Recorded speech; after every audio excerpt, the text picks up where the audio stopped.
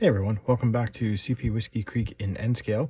I'm going to share a project that is fairly simple in the grand scheme of things, and it's a good little project when you have a short amount of time to dedicate to modeling one night.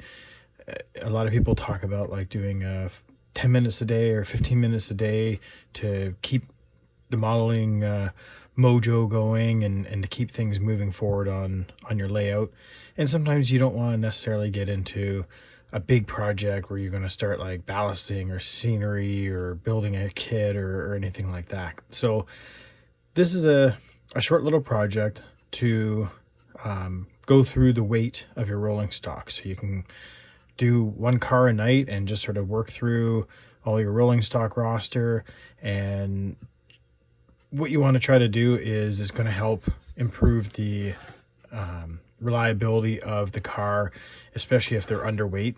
So a lot of the manufacturers, they do seem to try to do a fairly decent job of verifying and having the weight accurate for the size car.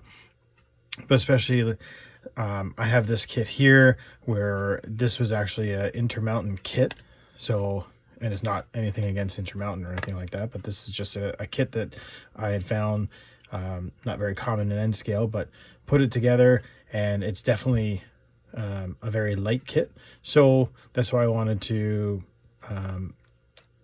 work on its weight, and then once they sort of get a flow going, then introduce that to other cars. So let's get started on this one.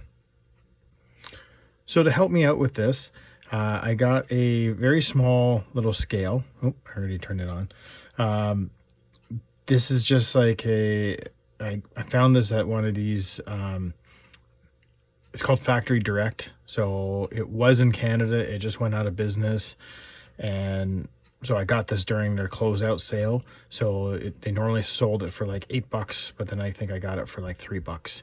And it was one of these like surplus liquidation type places, but you can get a very inexpensive type scale. I definitely wanted to have like a digital display, be able to do ounces, because that's where a lot of your other references are going to work off of. So I have my digital display, and then I also found online this rolling stock weight template. So this one I'll put in the description of the video, the website here, but this is from wesleysteiner.net. So he put together this based on the NMRA weight recommendations. So it even sort of gives you, this template is to measure the NMRA recommended weight. So the NMRA has already done all the research to determine if your rolling stock is this size, then it should approximately be this weight to optimize the reliability of it on the layout. So it's pretty self-explanatory and pretty easy to use, but this is a nice little graphical display to show what the weight should be at, and then we can take steps to address it. So like it says, to use the template, place your car on the template with the left edge of the car body aligned with the left edge of the template, and then read your recommended weight beneath the right edge of the car body. And then use the template if you want to cut it out and attach it to a convenient area of your workbench. So I've got this lined up, and the right hand edge for this car is 1.2 ounces.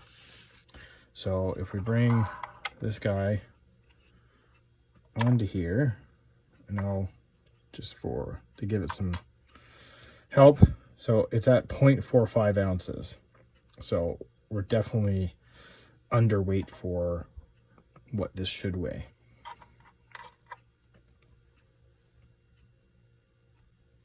So fun little side comment, I guess, for this kit. So I had assembled everything for this kit. It was all put together and ready to go.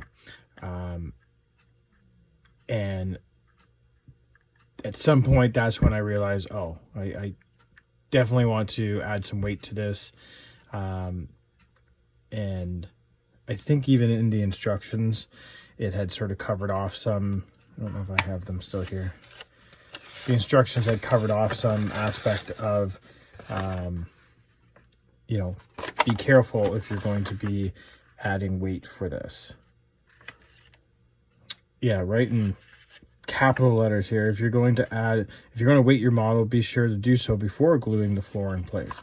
So, me being the guy who didn't fully read everything and was a little too liberal with my glue application, I ended up, you can sort of see some of the glue markings and stuff like that. I went a little too crazy on some of the glue, and this became basically all one piece. So it took a little bit of work, but I was able to finally get them separated, because especially it being it's a little bent there, this being a covered hopper with the 4 bays, this is a great place to be able to tuck some of the weights in here. So and just to give you a comparison, I use this model. This is another Intermountain model, one of their completed ones. And so even for this guy, 1.05. So that's straight from the manufacturer. I didn't add anything or change anything. So it's a little under for what they recommend, because again, it's the same size. The NMRA recommends that this guy should be 1.2 ounces, but I definitely want to at least get this a little bit extra weight, so then it's not horribly underweight. So now for the weight, like I said before, I'm going to utilize some of these bays here. For the weight, what I'm going to actually end up using is basically some small nuts. Partially because that's really what I have on hand. So I've seen some people use fishing weights. So you can get a whole bunch of various fishing weights and put those in there. I've seen people use even pennies.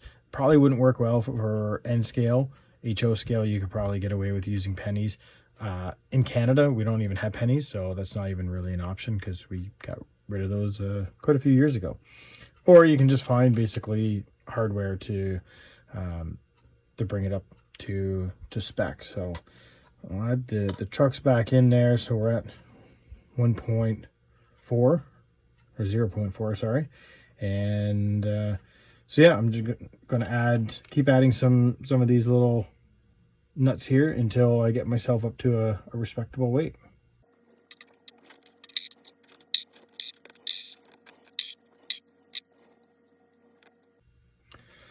So it took quite a few of these little guys. Again, it's one of those things that you either you can go out and buy something specific for it, and probably if I had larger nuts, it would sorry, immaturity coming through. If I had larger ones, then I wouldn't need as many of these guys. So I'm going to have to sort of get a little creative for gluing them in here. So my thoughts are, like, you could end up hot gluing them in, and then there's the option, it'll make it a little bit easier to remove them if need be, if it came down to that at some point. I'm probably going to super glue them in with a CA glue. I mean, they fit in there, right? It's just, there's obviously a lot of them. And one thing about when you're adding the weight, you want to make sure that you're distributing it evenly. So you don't want to have too much weight on one side or another, or at the front or the back or anything like that, because you want to have an even weight distribution, because this will, again, you want a optimally performing car. So if you throw off the weight, then that's obviously going to affect how it rolls. So I didn't want to bore you with watching me apply glue, but what I essentially did is I created 4 piles, especially again, since I'm using so many of these. I created 4 piles to evenly distribute in each one of the bays, and then in the middle I put 2 extra ones, so then there's 5 in the 2 center bays, and that's bringing us up to our 1.15, too. It kind of keeps fluctuating. It's not a high quality scale, but it's certainly good enough for doing things like model train weights and everything. So just apply your standard sort of super glue, CA glue, glued everything into place here. So I'm just going to give this a little bit of time to dry before I actually put the top of it back on. And yeah, once I reassemble it, then really it's done. So there's not much more really to show you, other than you don't need to really see me put the top back on. But as you can see, it's a pretty, if you're prepared and ready for it, especially with the scale, and you have your template already ready to go, and you already have whatever material you're going to choose to bring your equipment up to speed, really you can get, one night really not feeling it for actually working on the layout, take a car off and bring it up to the speed. Like, especially even say like this Procore one, it was pretty close to weight. I don't remember offhand what it was again, but so I mean, I could take this apart and bring this up, add another 0.15 ounces to it, and just going to make the rolling stock that much better. So it's a quick and easy little project that anyone can do, and it's just you're going to hopefully enjoy your modeling a little bit more, especially if your rolling stock rolls well, because really that's a really big key thing, that if the layout runs well and your rolling stock runs well, then you enjoy the hobby that much more. So yeah, so hopefully you got something from this. If you have other suggestions of different types of weights that you can use, or improvements that you like to do to your cars on like a 10-minute a day or a 15-minute a day concept to keep your modeling fluids going, then throw those in the comment below. But thanks for watching, and yeah, have a good night.